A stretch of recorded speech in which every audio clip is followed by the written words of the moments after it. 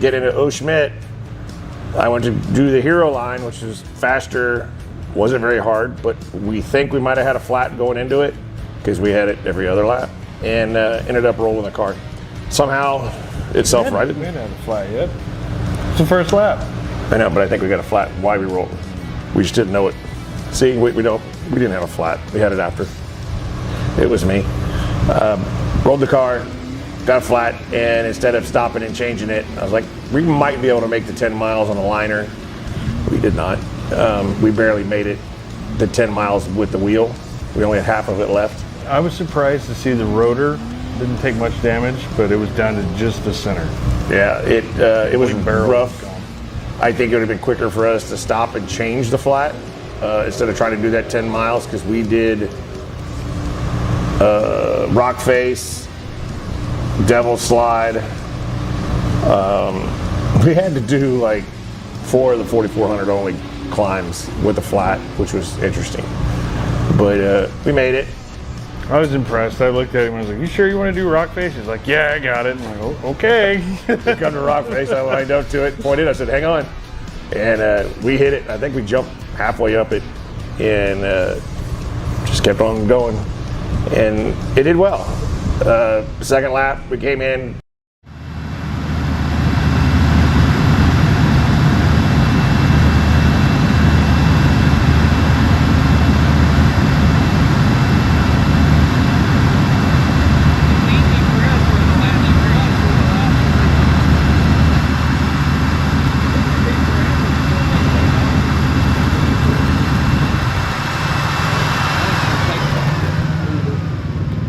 Until after this last car. Then to me, is it you after me? To me, is it you after me? No, I don't. That's what I said. No, I don't. That's what I said. Don't run over. I should be. They don't. Because I got the part. That'll give me a he's DNF too. This car here. Maybe you can get to the open so you can go by me. When the 4400. So you behind him or behind me? That's when it's gonna be crazy. Well, you know, I mean, there's those sections down in there that you can't do shit about. Maybe you can get to the opening so you can go by them. Huh? When the 4400s, trees and all that shit, that's when it's going to be crazy. You're going to have to wait. Well, you know, I mean, there's just I can get out of the way, I'll get out of the way. Hey, you smashed one of your lights. Your light is vented. Huh? Your light is vented over. Yep. From the road over. Sure. I don't have a light bar, but I got 3 on the front. Hopefully that's enough to be able to see something. Yeah. They were saying if the lights get covered in mud, just pull in a pit. It's not worth pulling out there without. Yeah, that's what I told Eric. I said, we'll just pull over. If we can find an open spot, we'll pull over and get out and clean them off. Yeah. You know what I mean? Because it's like you said, there's no driving out there at night with it. It's not worth pulling. I don't like that. I know, and I keep forgetting because I think, oh, I go go right of that top, and it's left of that top arrow. And I did it even the last time I just pre-run it and we went off it. It's just like I went closer to it. If you stay close to the arrow, you're okay, but it's still right. I worry it's going to be gone. Yeah, someone will take it out and then it'll end up being endo. Good luck, guys. Yep, you too.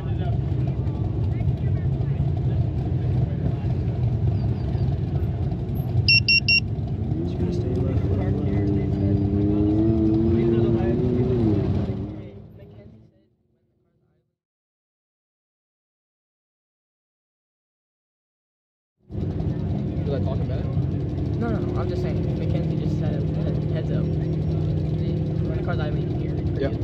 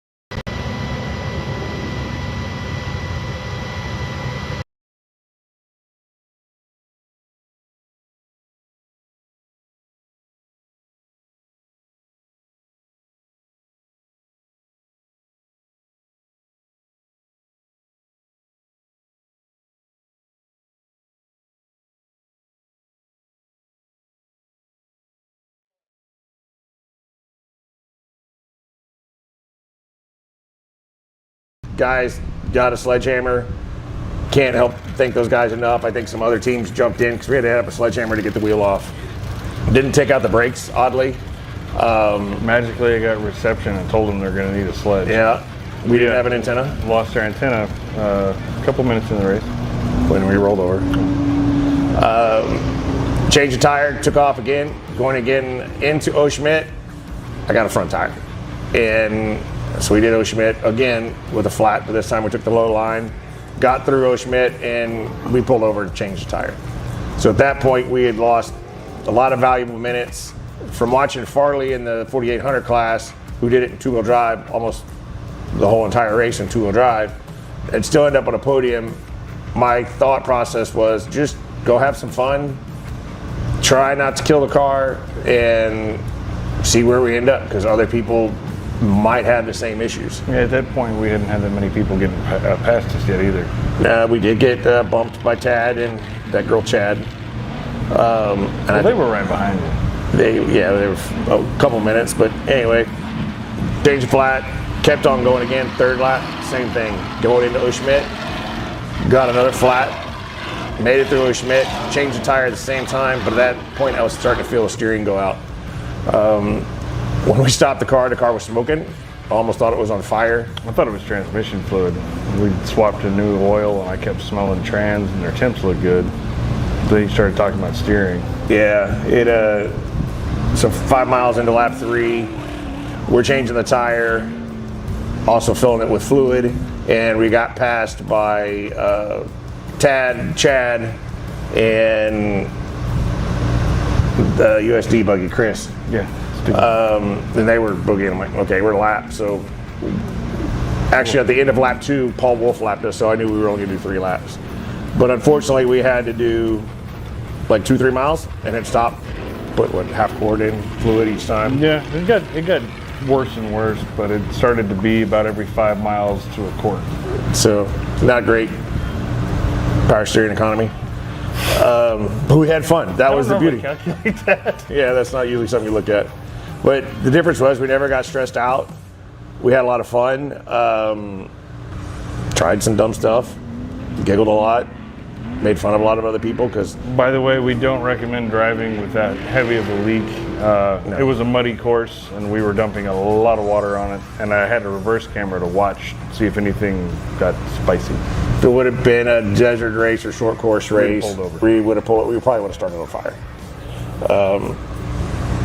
But we came in and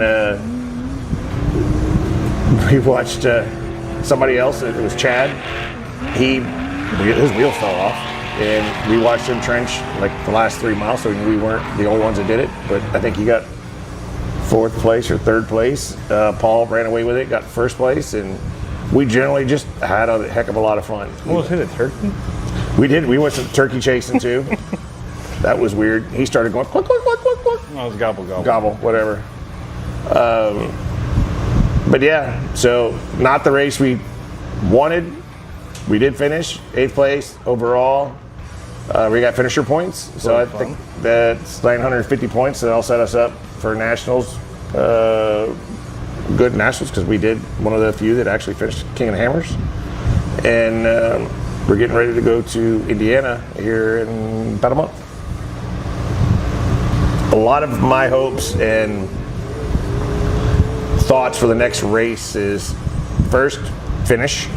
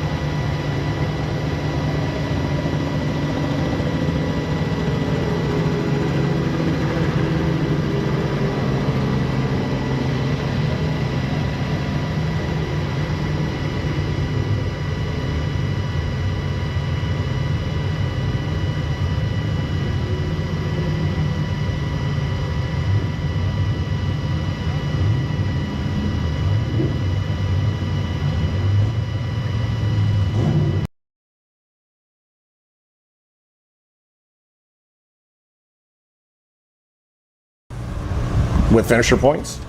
I'm trying to get outside the box a little bit, try different things, watch other people race, watch their lines, how they're driving. Seeing some of the footage out already, I was happy with our performance.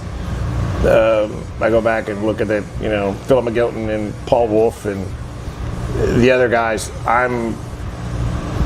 We're all taking the same line, so that means we're seeing the same things. It's just who can push it harder through that stuff.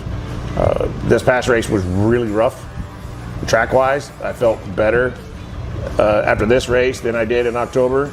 The biggest thing is I'm in better shape now, which has made a huge difference physically. And I only hit this stuff on diamond side. My back hurts. Your back hurts, yeah. So going into Indiana, it's a tight woods race with rocks. It's muddy, a lot like crossbar. I seem to do well personally in that type of stuff, so I'm looking forward to that. And then we found out we're going to go to, we know we're going to Sturgis, but we found out it's not a short course. It's going to be over 6 miles long. So I'm really excited to see what they do on there, because that's the type of track that Irene will do very well in. It's going to be a high speed. They got a lot of prairies out there. There's not many rocks. I don't know where the other 3.5, 4 miles are coming from. Assume it's back behind the big hill there, but it's going to be fun.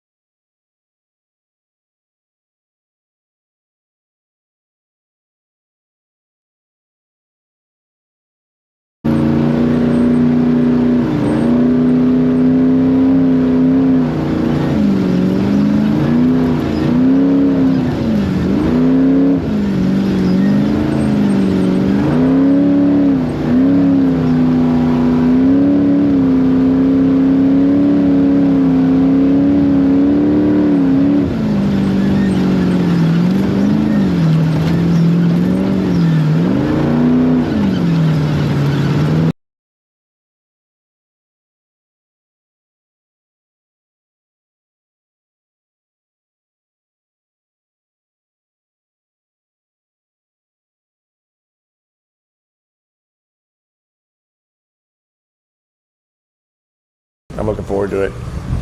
You know, we're running the new Maxxis Razor competition. I did kill 3 of them. And that's one thing I'm trusting this tire. It's a better tire. So I think I'm being harder on them. I'm pushing them in to environments where I normally wouldn't. I think you got off pace after the roll. I did. And things did go downhill literally after the roll. That's why we got back up. Yeah. But, you know, we're trying to push the envelope. The Vision Forged Maxxis Manix wheels, we killed one pretty bad, and it held up. It got us all the way back, but I absolutely destroyed it, rightfully so, because it took the abuse. We switched the Worst rim we've ever had. That is the worst rim, even worse than the Moab one that turned into 5 sides. Yep. We have a new sponsor, Meridyne. We put their fans on. I don't think we had any cooling issues at all, even as muddy as it was. So I'm glad to have them on board. The Grom racing engine, that beat on it, and it was fun. TRS tuning, he looked at our tune, made a couple changes before the race. I didn't hear any pop sputters, nothing. Only things that was sputtering was Diamond. Ow. Exactly, I didn't hear him. Baja Designs, we didn't have to run the lights, but we still had all the lights on. EcoStaff. Thought we wouldn't be here. Yeah, no, that, for sure. If it wasn't for EcoStaff, we wouldn't be here.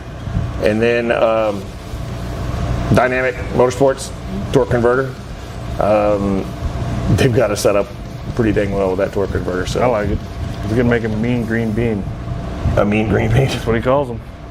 So yeah, thank you to all our sponsors. One of the other ones we're going out to for our sponsors is LS Fest. That's coming up in September.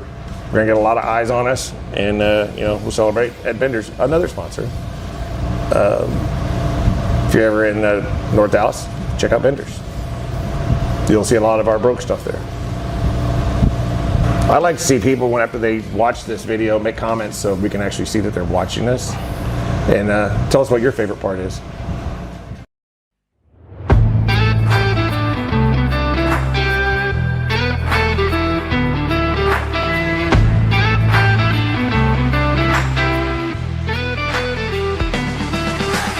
Before any race, I like to go test the car. It brings my confidence level up when I have the car so far apart. I'm very thorough with Loctite and torquing bolts and safety, you know, all the stuff to keep, you know, stuff healthy. But in the back of my mind, there's always like, oh, that one bolt, did I tighten it or not? So being able to go test the car a few weeks prior to a race is really just a confidence booster for myself. To know that we can, you know, beat on the car and be confident in the car and the work that we've done to the car. Into the first regional race at Crossbar, I only had one goal, and that was to win. There was, in my mind, there's no other options. Either I would rather have not finished the race than not got first place. The last time we raced there, I got second place. Lost first by a few seconds. So going back there, I was on a mission, and that was to win and win only. We did everything we could to the car. We checked everything, tested the car, pre-ran the car. You know, I was feeling the most confident I've ever felt. It was definitely way muddier than it was in the previous race. So going, you know, after pre-running, we really didn't do anything to the car. We checked over everything. Everything was tight. There was nothing really going on. We had made a few shock changes, try and make the car float over the rocks a little better.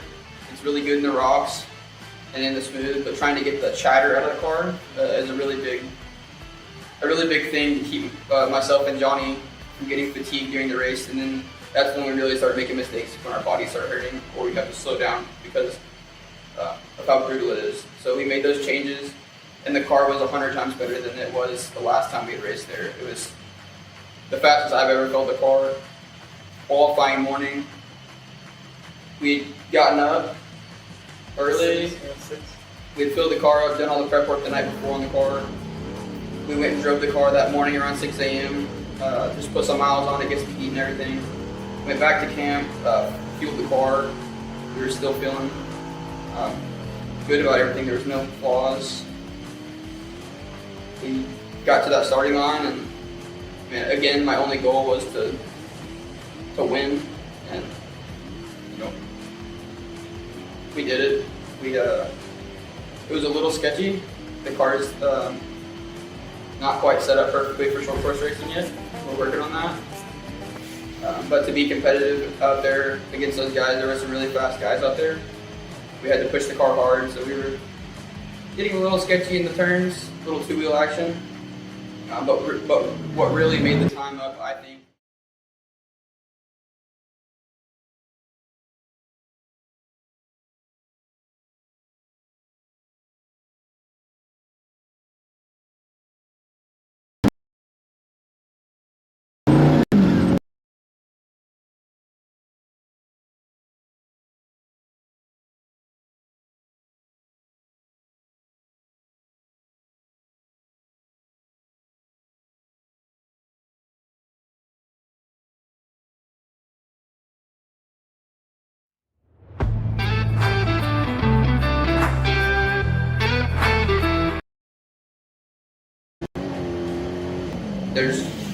there's nothing to gauge off of it, like in the car. Obviously, people outside the car, they know what's going on, but it's hard to communicate that into the car. So in my mind, my goal was to make it to that first rock section quickly, because after that rock section, the rest of the course is not hard. That one section right there was the hardest part of the course. So, and it was 3 miles of race. So, in my mind, I was going to get there, get up that quickly, and put a gap on the whole field. And then once I pass a certain area, the team can radio me, give me split times to know where I'm at, and then if I need to back it down, slow down a little bit, or if I need to go faster. Which it didn't work out for me. I pushed a little hard. I got too in my own head of,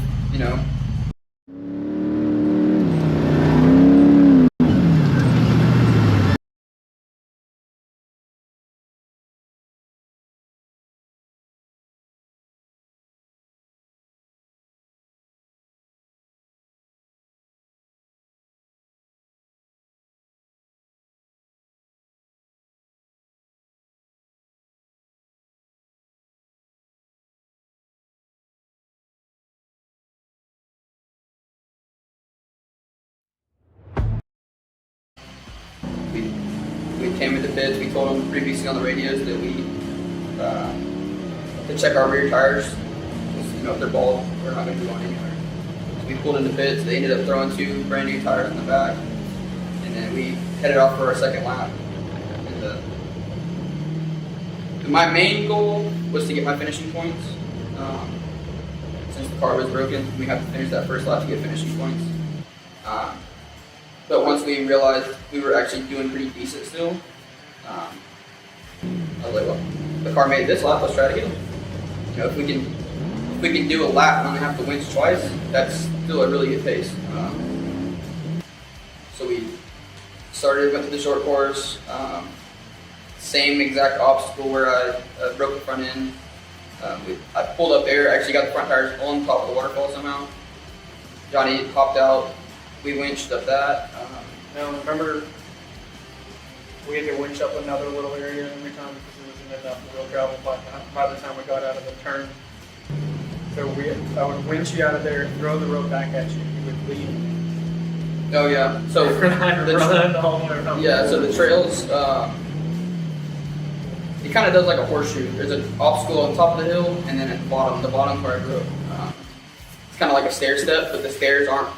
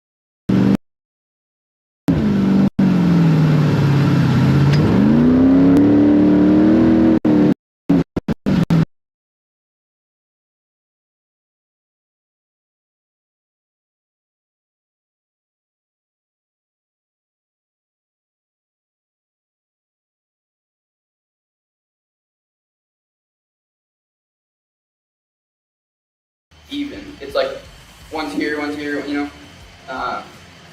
So Johnny would hop out right there. He would winch the car up that, throw the winch rope in, and then I would leave.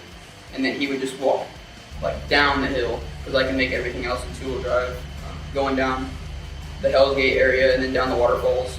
And then by the time I got to the next spot that I needed to winch, he would be there, and we could get up that. And then after that, we were good to rock face. And then that second time through is when I was kind of looking at lines because I was like, I don't want to do what I did the first lap. It just didn't work. So we tried the far left line that was more dirt, and we ended up making it up that trail. Yeah, and then so we only had to winch twice that second lap. Total 4 times. Like throughout the whole race, but yeah. Yeah. So and then after rock face, I mean, all the hard stuff's done again. So we're back to the Doing it again. dirt roads, going through pits.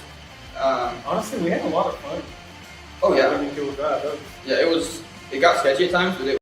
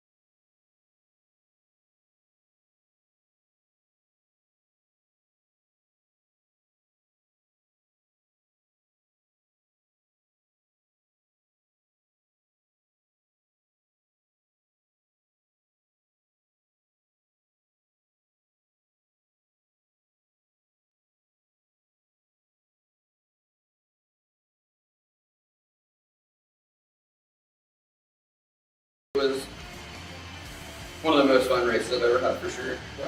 Going through the mud holes and two-wheel drive was not fun, but it was still a blast. Since I didn't take tires on lap 2, the tires were completely bald. There was no tread left. The biggest thing, I was just worried about getting a rock face, but once we got up that, it was home free. Going through that, there's like a prairie section. It's just little rocks, like nuisance rocks. We were going through there, and we ended up cutting a tire. It was the only tire we cut, and it wasn't a sidewall puncture or anything like that.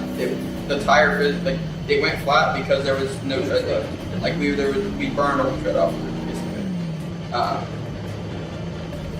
Then we were 5 miles from the finish line, so we decided pits is only 3 miles from the finish line. So we just kept going, bypassed the pits with a flat, finished the rest of the course, did the short course, and then we made it to finish.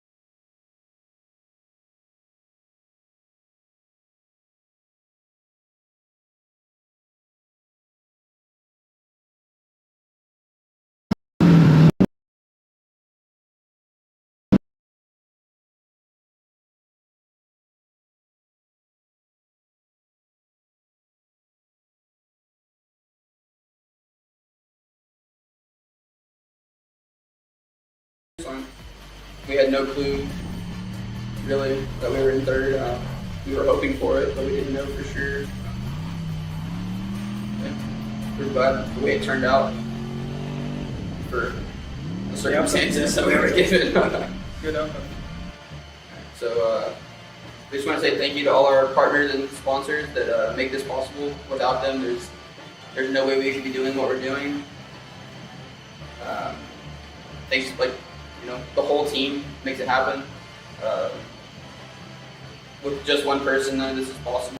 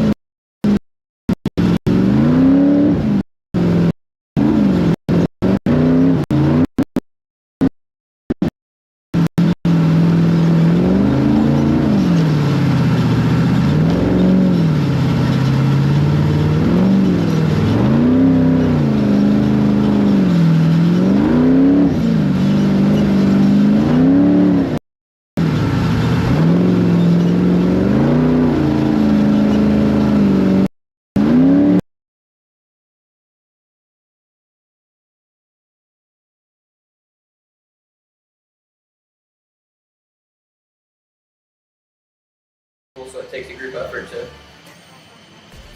come together, put all their minds together, hands together, to make all of this happen.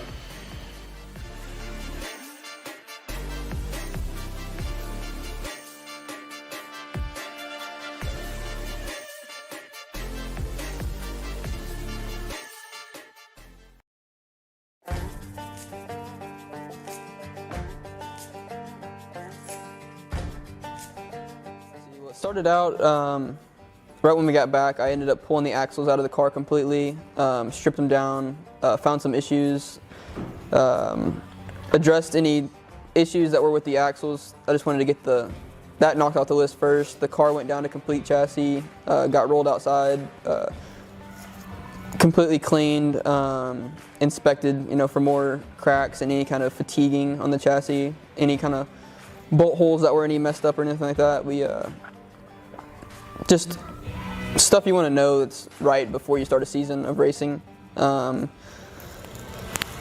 We started going back together with it. We had some motor issues. Sent your lab out? Yeah, we sent the oil out for lab testing and it came back not so pretty. So we ended up sending the motor out to Grom Racing. He got us taken care of on that side of it. Other than that, a couple upgrades as far as strength of the car. Just some things I thought might be an issue in the future. It all went back together pretty smooth considering all that we did to the car. You have anything? No. Oh, what an adventure to get out to Hammers. Yeah. Yeah, so before we even left for Hammers, so right when we got the car, back together, I had built new headers for the car because the other ones just weren't quite cutting it. Pretty restrictive on the motor. So when we had the motor sent to Grom, they ported the heads and I built the new headers. So before we made the big trek to Hammers, I wanted to get the car retuned. So I drove down to Louisiana to D-Bomb Tuning. He just touched the car up and everything was good to go. Just make sure everything was nice and safe before we took it out there, loaded up, and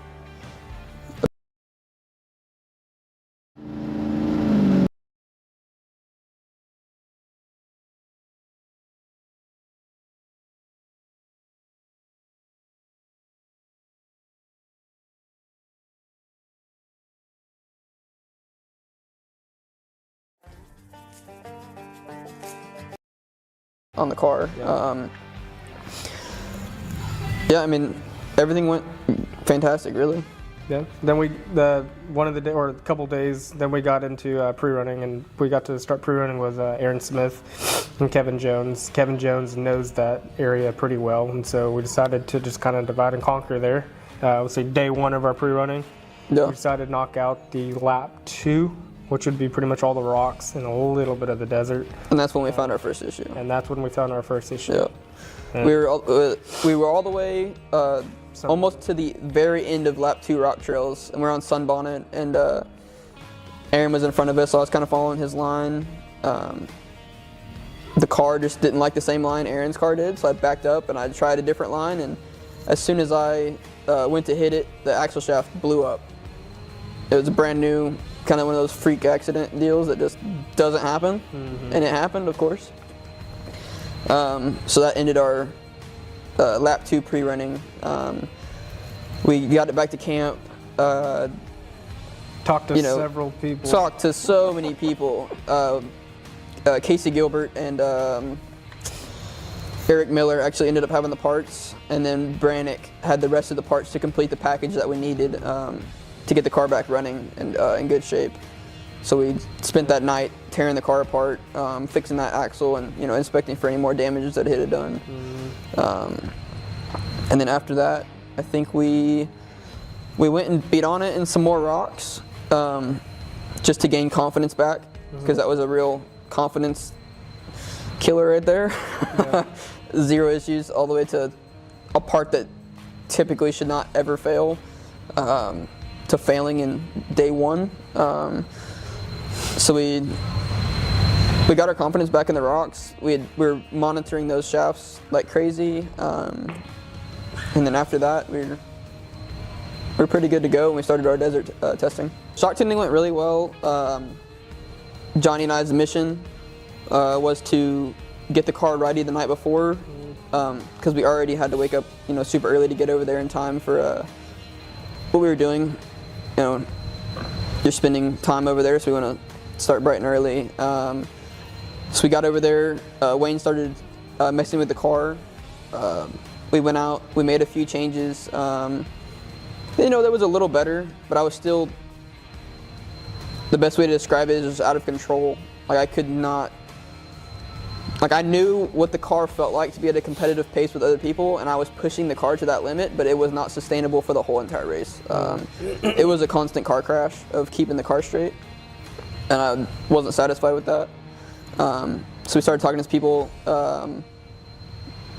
Dave mentioned Toe and Paul Wolf. We talked to both of those guys. They said that it's a big factor in the car. And Wayne at Alltech, he said the same thing, which was one of those things where I was wanting to get testing done before we went to Hammers, but stuff just doesn't line up for the perfect world. So we ended up messing with that there. We made the change that was suggested to us, and we picked up 15 or 20 mile an hour, and the car felt comfortable. Yeah. I was no longer, driving a car accident anymore. Along for the rodeo. Yeah, the car felt smoother. It was way more controllable. And honestly, the biggest thing I got out of shock tuning was my toe. Yeah. It's crazy that such a little change made such a big difference. Yeah. So after shock tuning, we spent some more time, down in the car. We had a few little, nothing was leaking, but you could tell stuff, just going around tightening the car, tightening fittings up, checking all our paint marks and stuff like that. Since it was a brand new motor, I wanted to, just ensure that everything was looking healthy inside there. Adjusted the toe again. Yeah, we adjusted the toe again because we weren't happy with it. We went ahead and did an oil change on the motor, just to make sure everything was nice and happy inside there. Cut the filter open. We had Samir at Grom Racing check the tune to make sure he was satisfied with the way it was, running and how we were treating it. And after that, it was just a whole bunch of overthinking until we got to the qualifying starting line. The old jump. Yeah, the jump. I was a little worried. I've never done anything like that in my life before. And watching the previous people have some issues on it, I was a little nervous. And I went over to Paul Wolf's camp and I talked to him, and he was like, "Are we here to race or not?" Basically just called me out on my crap. Which that gave me the confidence, that I could do it, because in my mind it wasn't worth ruining my race if I wasn't confident, in the car. So I told Johnny, I was like, by the time we hit that cutoff to make the bypass, if I'm not at a certain mile an hour, and I want you to call off those mile an hours, every single time that number changes on the GPS, I want you to call it out so I'm confident in what I'm doing. And he did exactly that. And by the time we hit it, I was, obviously it went good. Set for sail. Yeah, we ended up qualifying top 20, which I was pretty happy about, because there was a lot of guys I was watching out there that were being extremely violent to try and get that pole qualifying position, and I felt we were very easy on the car. There was no super hard hits. We were just out for a fast-paced cruise. Yeah, everything went smooth. There was no real nothing I thought after that we should have to inspect or anything like that, which we did anyway, but. Prepare mentally and physically for the race. Do what we could. Scott came up with a long list of to-dos. Yep. And in those 2 days, we took our time in getting those knocked out, but the mental thing, we knew that we were here to race. We wanted to put out with this one.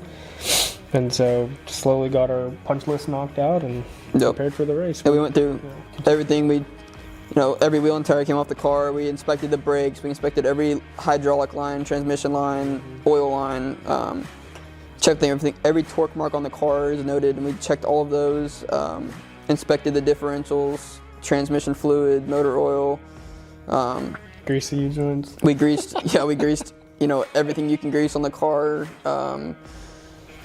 Which actually helped because we actually ended up finding a loose yoke nut out of Yes. pure randomness. We spline movement, and we just happened to just check the rear because we thought we were hearing something, and Scott said he did. I had been feeling something for around 2 days that I couldn't find, and it was progressively getting worse.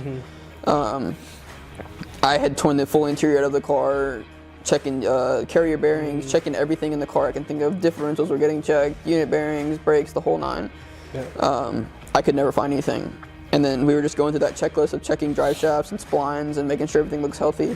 And Johnny got into the car and he went to wiggle the drive shaft, to check everything. And the back of the Atlas was loose. So we went in there. We called over Advanced Adapters. They had a booth at Hammers this year. We checked over the procedure we did to put it back together and made sure there was all good to go, and they checked us off, and that was basically the end of our prep for the race. Yep. Knowing that we had a good qualifying helped us out with helping us not have to pass so many people on the way, just because of dust is just a huge factor of where you want to open it up in the desert and you can't because you can't see. Yeah. And so I think one of the biggest things going through my head on race day was the jump again, because you're no longer hitting it by yourself, you're hitting it next to someone. And I was really scared that if you touch tires with someone and have a big wreck right there, it wasn't worth ending my race. So we took off from the line as hard as we could, and we're watching the guy next to us, and he decided to take the cutoff. So that we were confident after that point that we were clear to hit the jump safely. But basically for the rest of the day, I just wanted to, I didn't want to hurt the car. I wanted to drive at as fast as I could drive on the wheels. There was a few times where it got a little sketchy, but everything worked out. The desert lap was super fast. I think we only physically only had to get out of the car to quote pull one time for winch. Yep, in the rocks. So, Yep, but lap one was it was good. We took fuel, did it all again, and the rocks were going flawlessly all day. Almost too good to be true. Yeah, too good to be true. We were at Sunbonnet again, the same exact spot I broke my axle shaft, 5 feet earlier, and the car just decided to die. It wasn't physically possible in my mind that we were out of gas, because we were getting mileage calculated at pits, and they were radioing us what our mileage was. We weren't far enough, even close to far enough yet to run out of gas. But I think the pumps were just getting a little overheated from running all day. I have a spare fuel filter on the car, so we ended up swapping that just to kind of knock something off the list of something it could be. That didn't fix it. And kind of a last-ditch effort, I had Johnny yank the hood off, and we just cranked down the fuel regulator. I was watching the dash, and as he's turning it, the fuel pressure just started climbing, which, we were like, this might work or it might not. So, Johnny held the hood, and we took off. I just know how to follow the little lines, but it was a bottleneck. There was 3 or 4 cars. There was a car on its side, and I'm like, well, I do no good just sitting here. So got out of the car, and we just started helping winching people up. Scott kind of just kept pushing the car forward as we were pushing the cars out. And I think one guy flipped over. Yeah, right in front of us. Yeah, I think it was Sledge. Yeah, Sledge. I don't know. It was one of those rock trails. Yeah. And we ended up taking the right line, which was the harder line, and we ended up just winching over all the rocks and trying to bypass the bottleneck through the harder section, which ended up kind of working out. Yeah. It took a little more time, but it was rewarding just because it left a few people still stuck in that area, and so, like I said, it started picking them out slowly. So that definitely helped. Yeah, for sure. I think the only other time when you got diffed up, but yep, I got Bailey Cole came in clutch. Yeah, Bailey Cole came in. We couldn't pull forward, we couldn't pull backwards, we couldn't go left, we couldn't go right. Bailey Cole backed up behind us, and I guess him and Johnny worked it out. He ended up pulling us backwards out of the way, and we gave him our spot down the trail. for him helping us out. Thanks, Bailey. Yeah, which was super handy of him to do that because there was no other line there to go. Yeah. And no one wants to be that guy that's just blocking the trail off. Yeah. We stopped in pits to top the tank off to make sure, if the pumps are overheating, kind of cool them off if they need to be. Yep. And then it was the first time I've ever we dropped back door, come over the hill, it's in the daylight, and you're like, something crazy has to happen for us not to finish right now, but you don't want to say it out loud because you don't want to jinx yourself.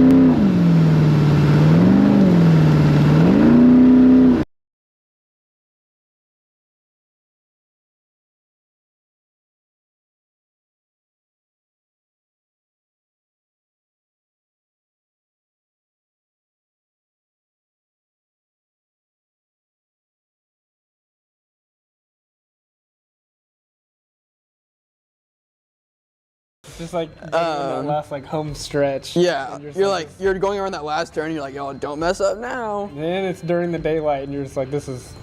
Yeah, I was just so stoked, to cross that finish line in the daytime, or finish at all at least, and then to end up being top 10 with our, sitting there for 45 minutes I was very impressed in the car, what we were able to do out there.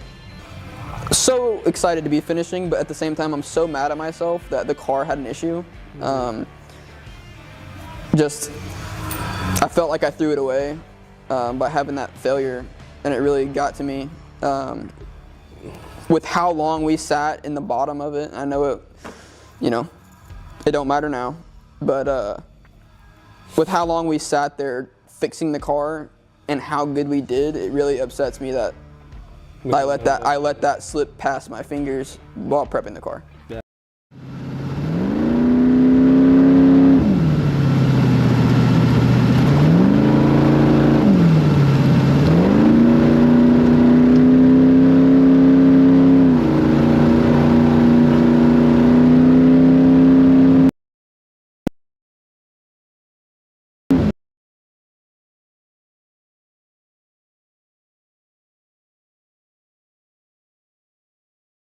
Yeah, I mean, it was a great feeling to go across the finish line. I'm still stoked for a top 10 finish. Finish during the daylight. And the whole time we were racing, I felt like we were being pretty nice to the car too. I wasn't just being super violent and beating on it. And Only violent to his co-driver. Only the verbal abuse. Physical abuse. But there was stuff we hit during the day. Yeah. There was a few things that were like, oh gosh, we thought we had an issue. We had 0 flats all day, 0 bent wheels. Luckily, we never needed to use the Baja Designs lights that we had just put on, which was a good thing. Right before Hammers, we got in contact with Meridyne fans. We met them at the PRI show, did some talking with them. We wanted a fan that was higher CFM than what we're currently using now, and of lower voltage, or even something that a progressive voltage would gain on our alternator, just to start keep from stressing our alternator, because there's a lot of things going on and being used with electronics. Trying to do everything we could to keep that pretty much regulated. And you can tell that it definitely was a higher CFM fan, because the coolers were turned on and off a lot quicker. Yeah, our engine temps were running 175, 180 all day. Trans was running too cold. Yeah, we had to turn the trans fans off at times. because it was too cool. But yeah, strong, awesome fan, definitely reliable. Super cool. I would say before we got on the stage, before we talked to Pam, I was just like done. Like my brain was fried, my body hurt. That last 20 miles was just so brutal. You know, the shocks were faded. We were just doing everything we could to, you know, car was fine, but our bodies were not fine. But once we crossed that stage, got moving around a little bit, I was just very thankful for all the people that we had at the finish line waiting for us, all the people that helped us out in pits, everyone that supports us and helps us keep doing what we want to do. Yeah, so I want to thank Ange. She supports me.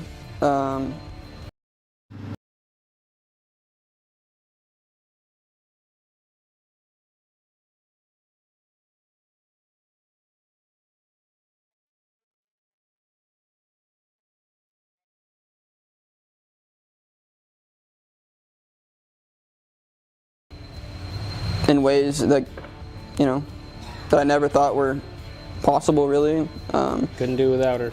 No way. My dad, he helped so many, like, every day I was out here working on this car, he was out here working on this car. No way it could have been in the shape or the condition that it's in, that it was in, without him helping. Johnny, he put hours into that, you know. There's a lot of stuff. There's just a lot of stuff that you can't do with just one person. When everyone has their little jobs, makes it a lot better. I think Max's tires, we had 0 flats all day long, and we were definitely not easy on them. Yeah, and helping us out with mounting and unmounting the tires at Hammers. Yep. That's a big one for us. Yep, Shaw in the pits was definitely a game changer. Vision wheels. We started off with a brand new set of bead locks for this race, and they held up to some stuff that a lot of stuff would not hold up to. Worn winches. When we had to use it, it was there. Meridyne. Yep. And it was awesome to see one of our sponsors actually come out and greet us and get to talk to us about their product and watch the race and see what it's all about and why we want to run the product and what it takes to make a team and run that product out there. Not just bolting it on, but going through and telling them how dusty it gets, water involved. I mean, it snowed for the first time at Hammers. So that was awesome. Yep. I think the Baja Designs, the whole car got outfitted before Hammers with their products. Luckily, we didn't need to use them, but they're definitely awesome. AA Muffler and Brake, he helps me personally to get to the races, and just stuff with the car that no one else, you know, that you don't really think about needing. Yeah, this is the first Hammers. I went into it with a completely different mindset. You know, we're there to have fun and we're there to race, but this year my mind, it wouldn't let me think in any other way than, you know, we're coming out here to do this and we're going to do it wholeheartedly. We wanted a good outcome. Yep. So we were, I don't know, we were just working every single day. We wanted to make sure the car was squared away and anything we needed to do was possibly done. That way it gave us a higher out chance of finishing the race. Left nothing on the table this time. Yeah, we gave it all. You know, every morning we're up, we're working on the car. Every night we're working on the car. You know, we're constantly asking people for advice and figuring things out, trying to make the car better. And I think that's what it takes to be competitive and, you know, to turn this into something. I think the nights we were not working on the cars, I think we were in bed by like 9:30. Yeah, I don't think I stayed up one night at Hammers past 10 o'clock. Yeah, that's a never. Which that has never happened before. But hey, we were up at 6:37 every morning. Yeah, cool. Definitely a different perspective on Hammers. Grandpa status. If I had to describe KOH 25 in one word, I would just say brutal. My same answer from the podium, and I'm still feeling it. My King of the Hammers for 2025 experience was mentally and physically exhausting, but more mentally, if anything. That was not one word. Well, it was close enough. Didn't say I passed it. Okay. In my arm, enough to where it lasted. I got back to pits. It got in my head. I had to like walk around, shake it off a bit, and I was really worried about getting into qualifying. I took some Advil, changed the tire, talked about it, talked to Brad about it, told him where the problem was. Getting to qualifying, we hit the gap jump, perfect. We went up through the Bronco arches, perfect. And then we hit the Gates gate. We hit it perfect. I hit all the marks that I wanted to. I was a little conservative coming through the V-notch and the downhill because if you don't have a brake line or something like that, there were some big boulders. So we qualified 44th, which I think might be the best we've qualified at King of the Hammers. Possibly. But I was okay with it. We had a clean run. I was happy with it. Brad was happy with it. So it was actually a confidence boost to make it through. Didn't blow any tires, didn't crash anything, didn't flip over. So it was good for, in my opinion, we did pretty dang good, except Pip beat us. Pre-run's always been a weird spot. I mean, Chip doesn't turn on like a light bulb. He takes some time for him to warm up. But it was a flawless pre-run, or a flawless qualifying lap. He was a little more conservative than he usually is, climbing through the rocks, I remember, as well as coming down through the rocks, just keeping the car together, not trying to do damage. But no rocks hit, no lines missed. It was a perfect pre-run. Just could have been a little faster.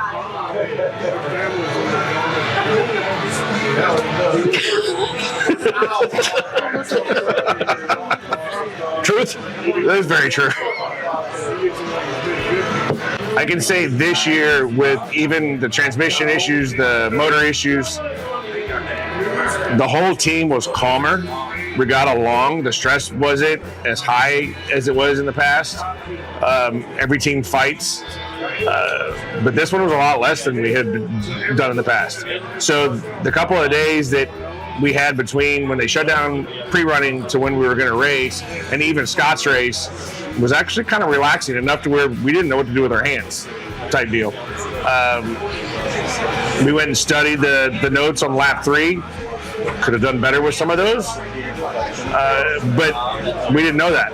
You know, lap 3, we had no idea what the lap 3 trails were going to be. Brad and I talked about it a lot. We looked at the GPS, but you don't know what you don't know until you get into the race. The time period between qualifying and race day was dead, damn near. You know, Scott was racing, we had other friends racing, we watched their racing, looked at lines, looked at different trails they were taking, trying to get a visual on some of this stuff that we haven't seen in, 5 days had been since we pre-ran. So just kind of learning on what other people are doing, watching what other people are doing, making mistakes on and trying to correct that. Correct what? Me or other things? The mistakes other people make. Brad. He made a lot of mistakes. I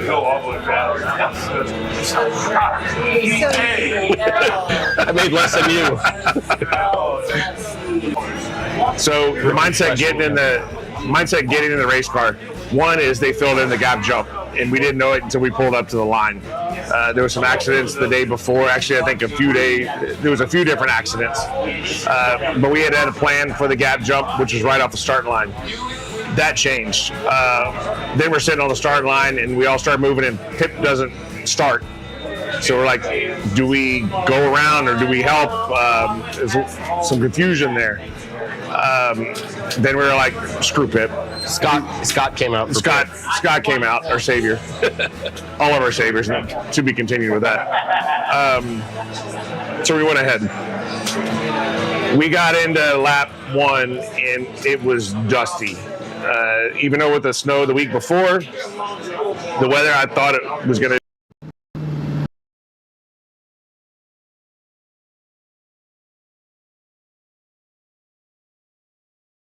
be not near as dusty like last year, but it was real damn dusty. And one of the things I'm not comfortable in yet is racing in dust, like getting on somebody's bumper, chasing the lights, watching their taillights, seeing what was going on. I pushed through it. There was points where doing 70, 80 miles an hour, couldn't see right in front of us, but we could see some lights. And I did something I wasn't really comfortable with. I stepped out of the lane and we went tree bushing a lot, and enough to where we had the bushes inside the car, all in the front of the car, but we made the passes that we needed to make. We didn't crash the car. 30 miles in, we got a flat that we had to stop and change because of the bushwhacking. We got it changed pretty quickly. A lot of cars passed us, and then we kept on boogieing along again. I think that was 30 miles in, if I'm not mistaken. 60 miles in, all of a sudden I started getting a warning light that we had no voltage. We stopped, and all of a sudden the whole front of the car started smoking, and we thought we were on fire. What had happened is all the bushes had gotten caught in the CVs with the grease, broke the CV boots, and really started to ignite. And when we stopped, we thought we were on fire. So we made kind of quick work of that, pulled all the trees out, found out we had an alternator issue, and then continued on to remote pit, where they re-racked us.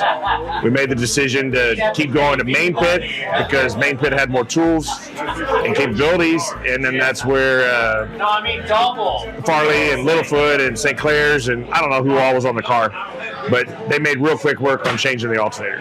Yeah, race day was like any other race day. I mean, I actually, every time I get in the car right before the race starts, I crash. I get tired. I could fall asleep there, just let my Hans hold my head up.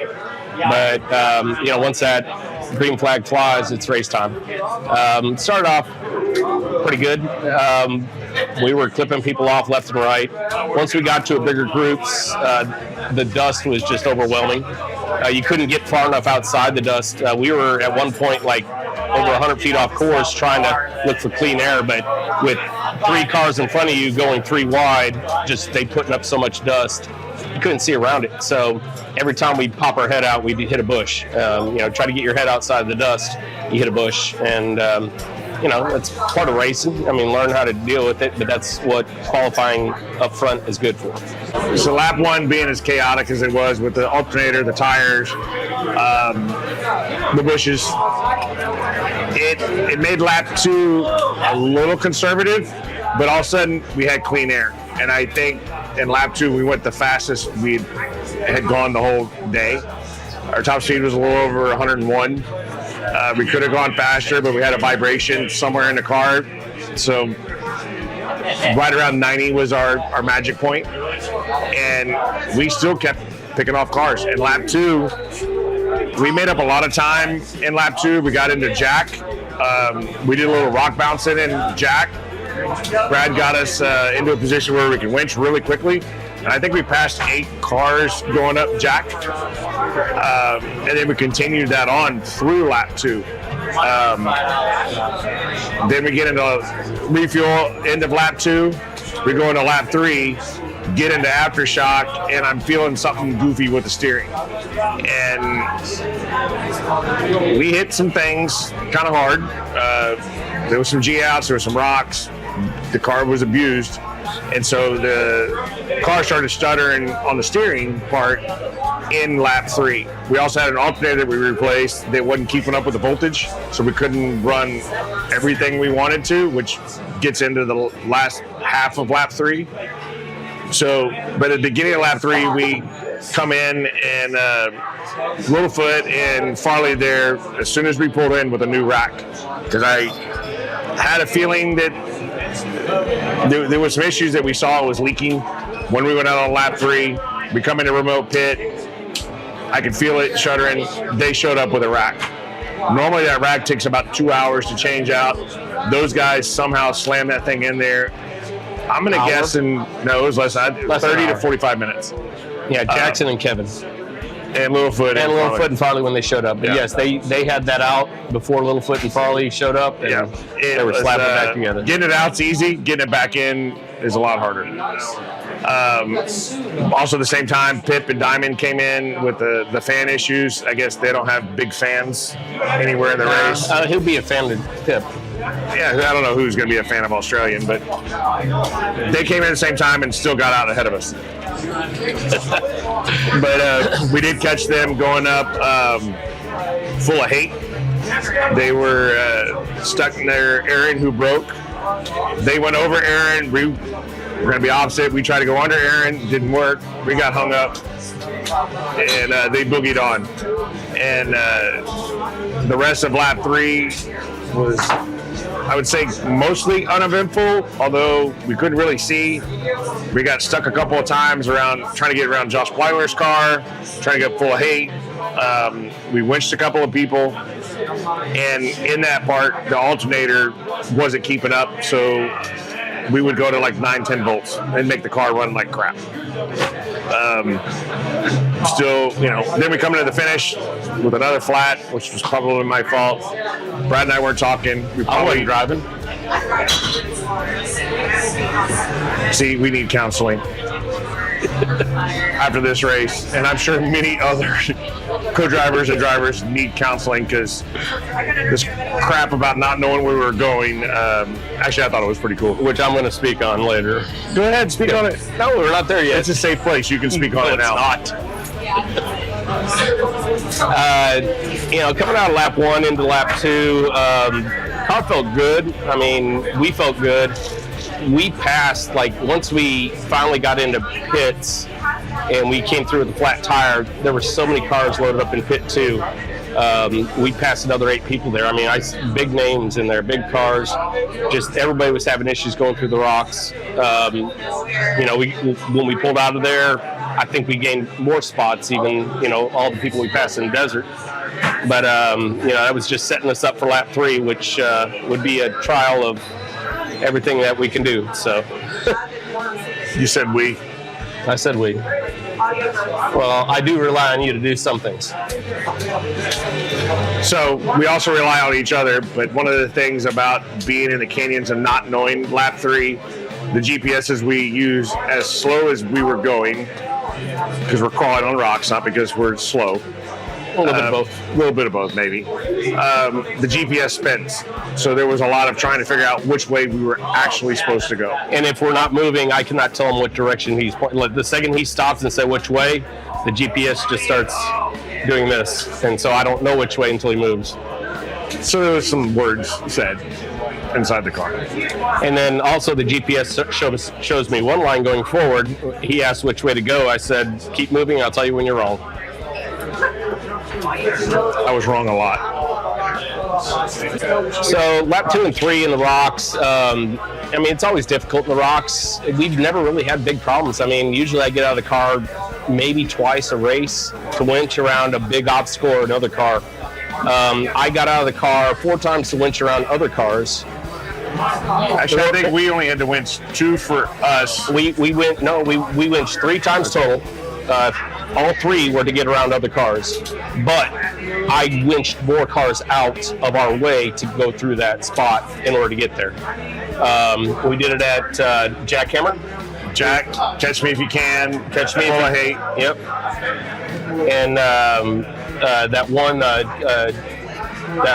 where Blyler was rolled over, we had a winch. Oh yeah, whiskey on the rocks. Yeah, whiskey on the rocks. But as far as a co-driver going into this, honestly, my goal is not to get out of the car.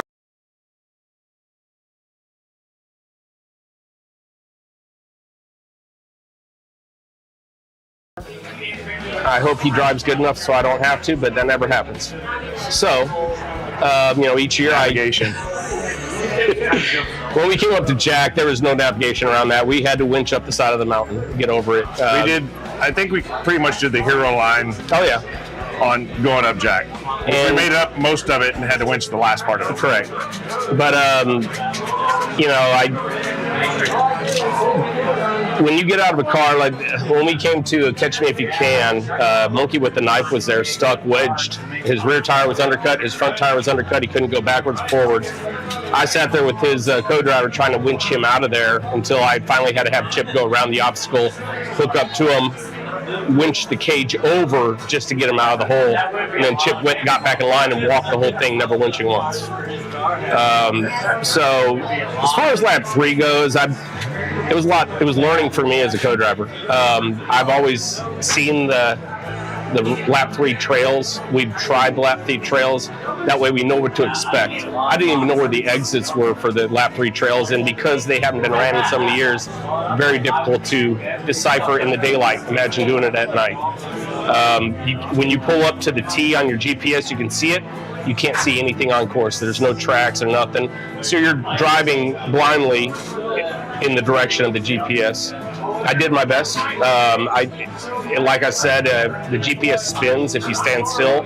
So if movement slowed down or stopped, I couldn't tell them which way to go. We had to be moving all the time in order for us to find our direction.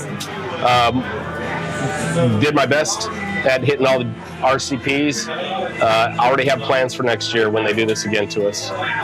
We missed 3 RCPs. Yep. 2 were my fault, I'll admit it. 3rd one, we tried to get close and we just... It's weird because it's in a canyon where there's 5 RCPs.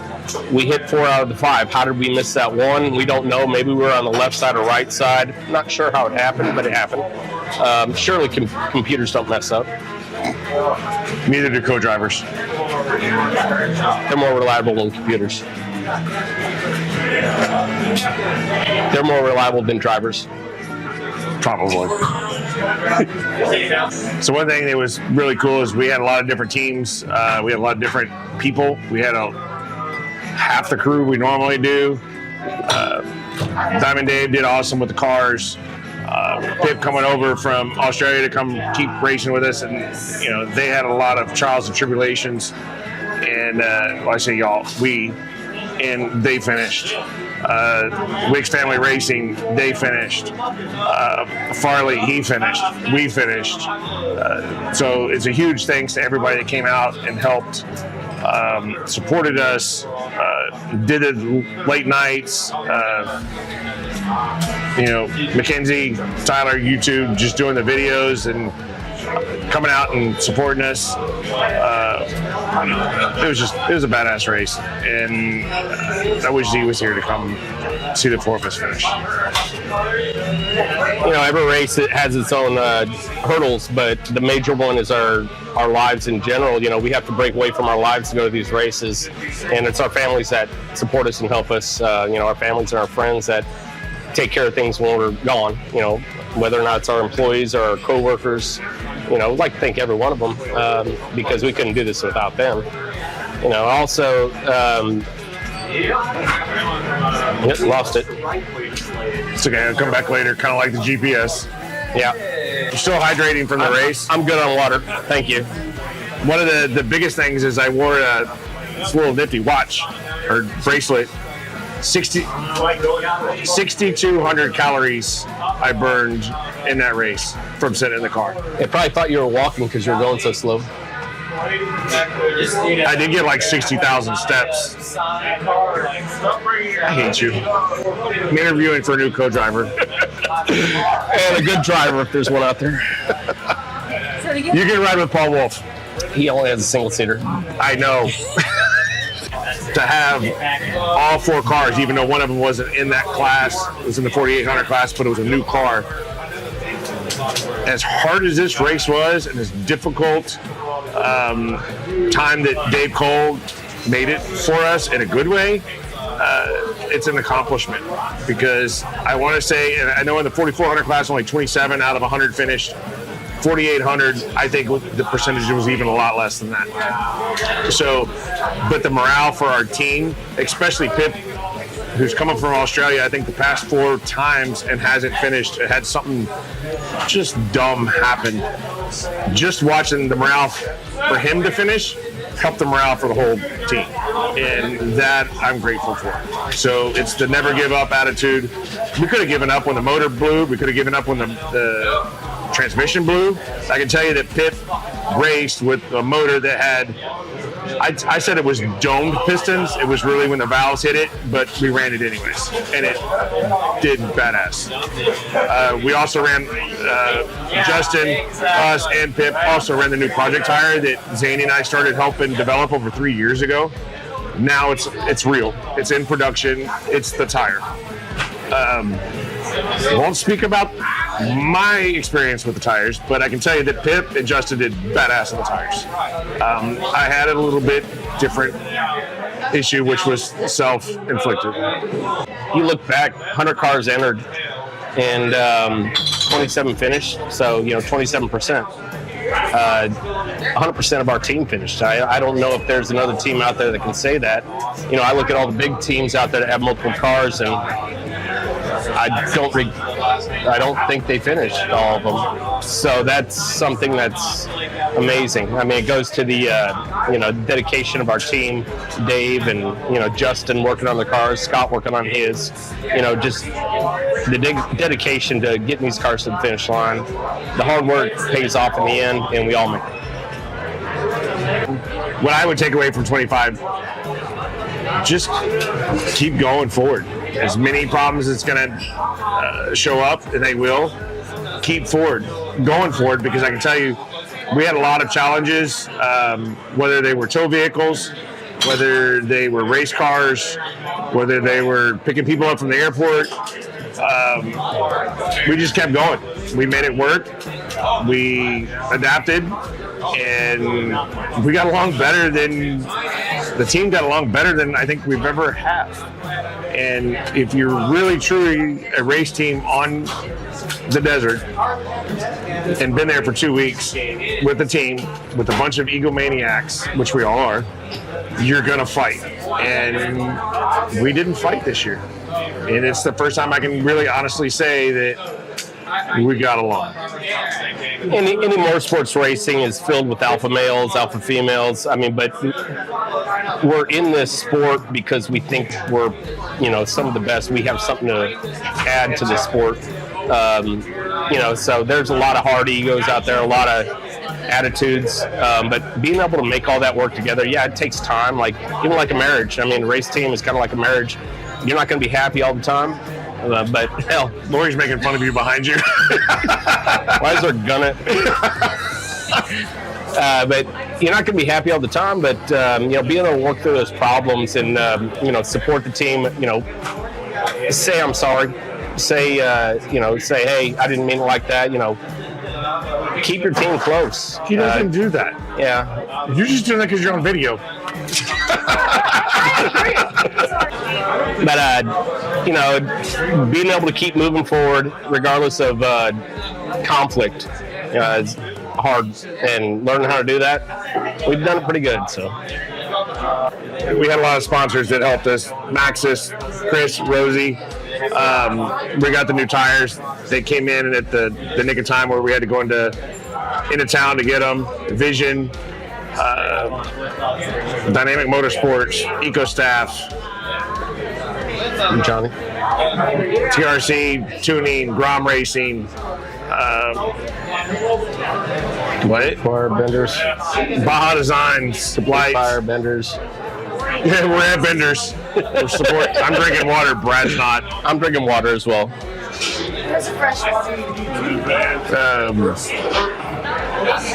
Who else do we have? I already think them. Our media team. Rufus Bar and Grill. It's right behind us. That's Rufus Bar. Okay. Rick's Family Racing, Ozzy's.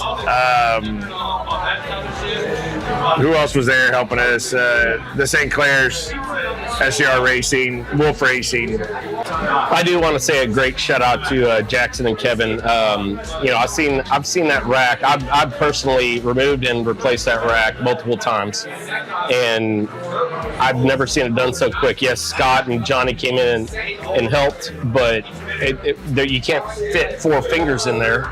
let alone 4 people. And those guys together got that thing in and out so fast it probably saved our race. We probably would not have finished in time if Chip and I did it. So we had an amazing time, and looking forward to Crossbar. Next race is Crossbar, our home turf. We got hard one. Crossbar was harder than Hammers, but we got that here in a few short 6-7 weeks, and we're ready. It's running. This is congratulations. For bringing up the rear. Cheers. Good job, guys. We love you. Thank so you. proud. Rufus. Rufus.